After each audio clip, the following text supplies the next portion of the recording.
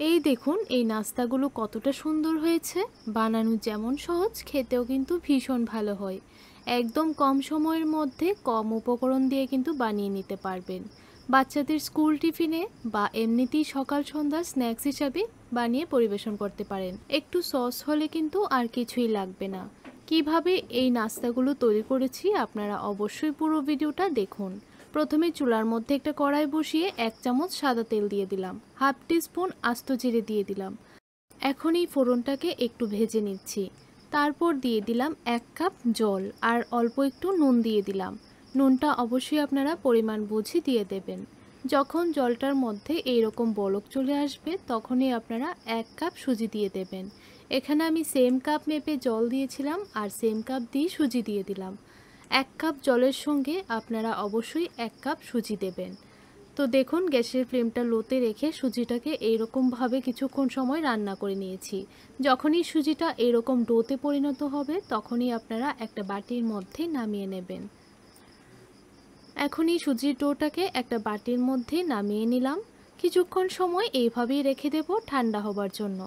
ততক্ষণে আমি আলুর পুরটা বানিয়ে নেব।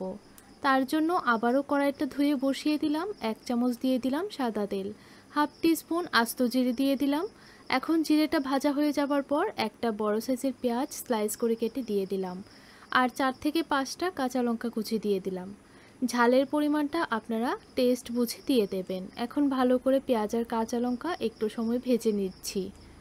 এখন দিয়ে দিচ্ছি দুটো মিডিয়াম সাইজের গাজর কেটে এরকম টুকরো টুকরো করে কেটে দিয়ে দিলাম।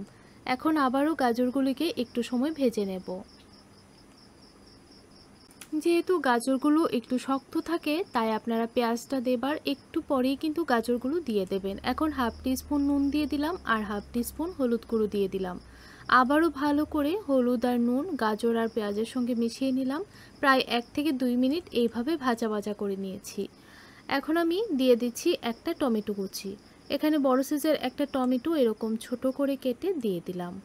আপনারা চাইলে কিন্তু এই পুরটার মধ্যে ক্যাপসিকাম কেটেও দিতে পারেন বা পছন্দ অনুযায়ী যে কোনো সবজি অ্যাড করতে পারেন। এখন দুটো বড় সাইজের সেদ্ধ আলু হাত দিয়ে একটু ম্যাশ করে দিয়ে দিচ্ছি। আপনারা চাইলে গ্রেটার দিয়ে গ্রেট করেও কিন্তু সেদ্ধ আলুগুলোকে দিতে পারেন। এখন চামচটা দিয়ে ভালো করে নাড়াচাড়া করে মিশিয়ে নেব আর একটু দানা দানা ভাব আছে এগুলোকে একটু এই চামচটা দিয়ে ভেঙে দিচ্ছি। তারপর অল্প কিছু ধনেপাতা কুচি দিয়ে দিলাম। আপনারা চাইলে এখানে জিরে গুঁড়ো ধনে গুঁড়ো দিতে পারেন বা half teaspoon chaat masala half teaspoon Maggi মশলাও দিতে পারেন, তাহলেও কিন্তু এই পুরটা খেতে চটপটা হবে। তো দেখুন ভালো করে মিশিয়ে নিয়েছি আর 2 থেকে 3 মিনিট এইভাবে রান্না করে নিয়েছি। এখন এই পুরটাকে একটা প্লেটের মধ্যে নামিয়ে নিলাম। এখন নিয়ে নিলাম একটা বাটি। বাটির মধ্যে দিয়ে দিচ্ছি 2 থেকে 3 চামচ আটা আর 2 চামচ দিয়ে দিলাম সুজি। কিছু ধনেপাতা কুচি দিয়ে দিলাম আর স্বাদ অনুযায়ী নুন দিয়ে দিলাম। অল্প একটু দিয়ে দিচ্ছি আস্ত জিরে আর অল্প একটু হলুদ গুঁড়ো দিয়ে দিলাম। এখন দিয়ে দিচ্ছি 1 চামচ সাদা তেল। এখন অল্প অল্প জল দিয়ে একটা ঘন ব্যাটার তৈরি করে নেব। ব্যাটারটা যেন খুব বেশি ঘনও না হয় আবার খুব বেশি পাতলাও না হয়। তো দেখুন ঠিক এইরকম করে ব্যাটারটা তৈরি করে নিতে হবে। এখন এই ব্যাটারটাকে সাইড করে রেখে দেব। তারপর সুজির যে মিশ্রণটা আছে সেই মিশ্রণটাকে হাত দিয়ে একটু ডলে নেব।